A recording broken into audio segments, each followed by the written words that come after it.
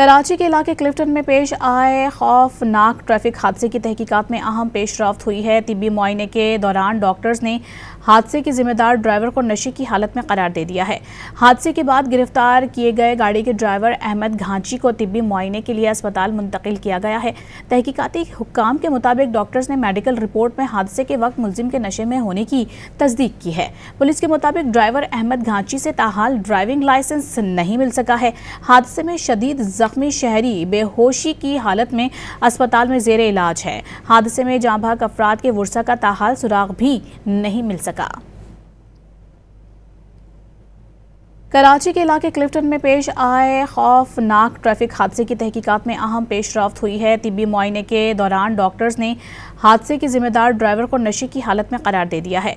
हादसे के बाद गिरफ्तार किए गए गाड़ी के ड्राइवर अहमद घांची को तिब्बी मुआयने के लिए अस्पताल मुंतकिल किया गया है।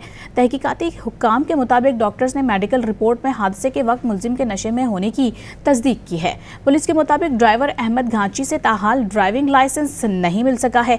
हादसे में शदीद जख्मी शहरी बेहोशी की हालत में अस्पताल में जेर इलाज है। हादसे में जाँ बहक अफराद के वर्सा का ताहाल सुराग भी नहीं मिल सका।